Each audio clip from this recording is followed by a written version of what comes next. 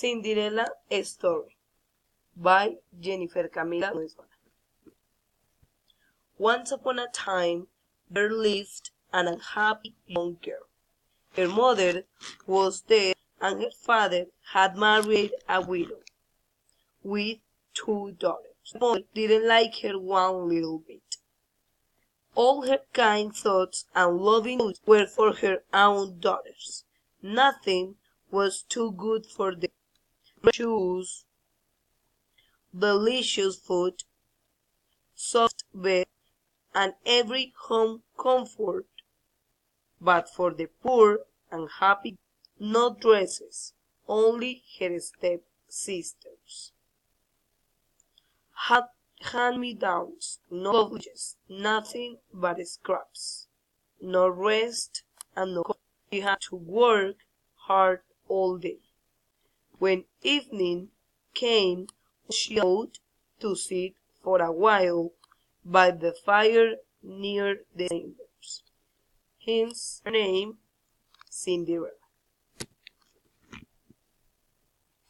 Bottoms, the footman who owned the house, was kind to Cinderella. Cheer up, have something neither of your stepsisters has, and that is Bottoms was right. Cinderella, even dressed in old rags, was while her stepsisters, no matter how splendid and elegant, were still clumsy, lumpy, and ugly, and always good. One Bottoms came to he had some important news. An envelope with a royal seal had arrived, and in it was an invitation for all his sisters to attend. Bottoms tried to cheer Cinderella up, told her full time she would have at the ball, of how the prince fell in love with her and helped her to escape from the clutches of her sisters. Next day, this meant that the stepsisters were getting ready to go. Cinderella didn't even dare ask if she could go. She knew very well what the answer would be. You are staying at home to wash the dishes, the floors, and turn down the beds for your stepsisters. They will come home tired and very sleepy. Soon as she was on her own, Cinderella sat by the fireside. Suddenly, something very strange happened. As Cinderella was sitting all alone, there was a burst of light. A woman surrounded in a sweep of light appeared. You asked an alarmed Cinderella. I am your fairy godmother. I am your fairy godmother, said the woman.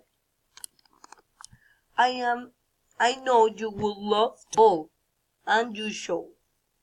How can I dress in rags? Cinderella replied. The servants will turn me away. Her fairy mother smiled. With a flick of her magic wand, Cinderella found herself wearing the most beautiful dress she had ever seen. Her godmother. A real lady would never go to a ball on foot. Get me a pumpkin. Of course, said Cinderella, rushing away. And 7 miles told after her.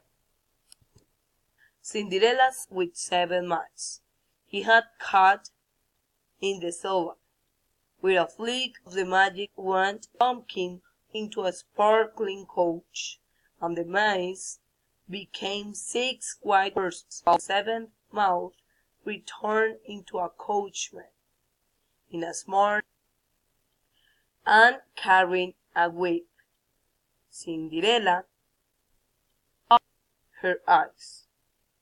You should go to the ball, Cinderella, but remember, that is when my spell ends. Those monsters will become mice again.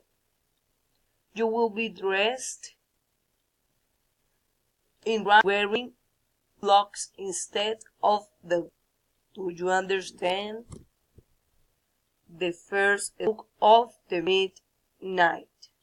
She remembered what the fairy had said. Without a word of goodbye, she lifted the prince's arms and ran down the steps. As she ran, she lost one of her slippers, but not for a moment stopping to pick it up. If the last stroke made a sound, oh, what a disaster that would be. Out she fled and vanished into the night. The prince, who was alone, picked up the slipper and said to the ministers, "Go and search where for the girl who put this slipper. I will never be content until I find her." So the ministers tried the slipper on the foot of every girl in the land until only Cinderella was left.